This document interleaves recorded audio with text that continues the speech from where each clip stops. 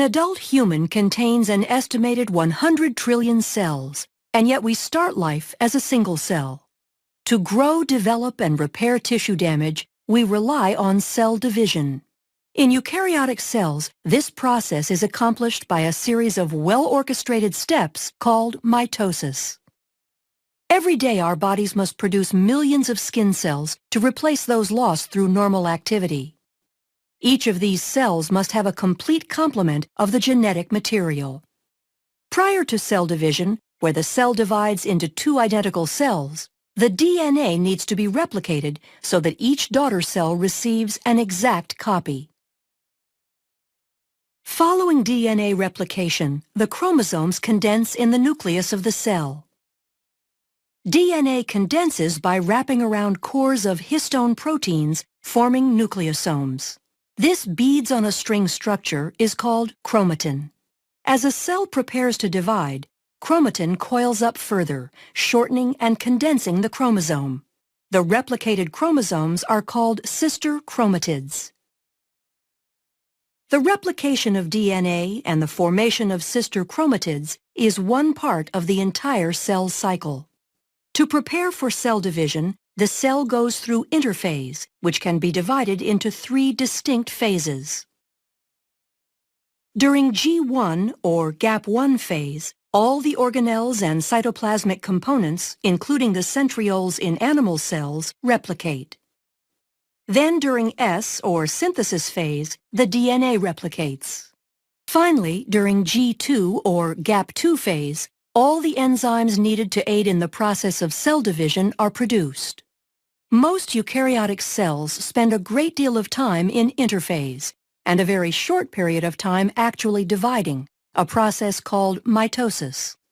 The cell is now ready to go through mitosis, which consists of prophase, metaphase, anaphase, and telophase. During prophase, the chromosomes condense and become visible, appearing as two sister chromatids held together at the centromere. The cytoskeleton disassembles as the spindle begins to form. In animal cells, centrioles play an important role in the distribution of the chromosomes in the dividing cell. The centrioles migrate to opposite poles, establishing a bridge of microtubules called the spindle apparatus, and the nuclear envelope breaks down.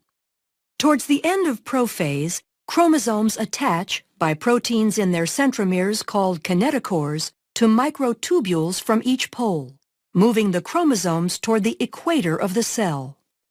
During metaphase, all chromosomes are aligned at the equator of the cell, called the metaphase plate. Anaphase begins with the degradation of proteins that hold sister chromatids together, freeing individual chromosomes. The free chromosomes are then pulled by their kinetochores to opposite poles.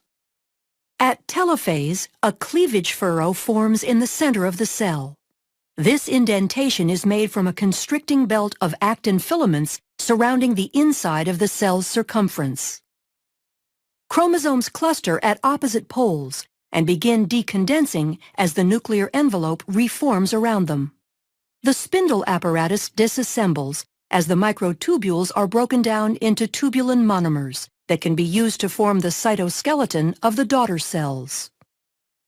In animal cells, cytokinesis completes cell division by extending the cleavage furrow to completely separate the newly formed daughter cells. Since plant cell walls cannot be constricted by actin fibers, vesicles form an expanding membrane partition called the cell plate. Like animal cells, plant cells use cytokinesis to finish the division of the contents of the cytoplasm between the two identical daughter cells. During the cell cycle, certain checkpoints are encountered to make sure the process is occurring accurately. And if it is not, the cell cycle will stop at the checkpoint and correct, or possibly inhibit that cell from dividing. The first checkpoint is the G1S checkpoint, and is considered the primary point at which the cell cycle continues or stops. External signals and growth factors can influence the cell cycle and affect the progress at or before this critical checkpoint. The G2M checkpoint allows cells that have successfully completed all 3 phases of interphase to begin mitosis. The last checkpoint is the spindle checkpoint, ensuring that all chromosomes have attached to the spindle in preparation for anaphase.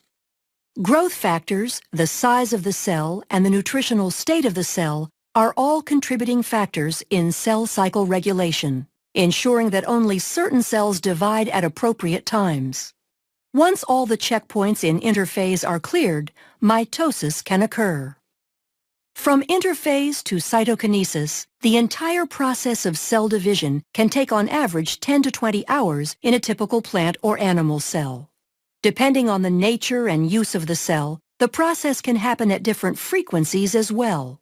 In humans, our skin cells have a high turnover rate due to wear and tear and go through mitosis very frequently, whereas other cells, such as adult neurons and muscle cells, rarely divide.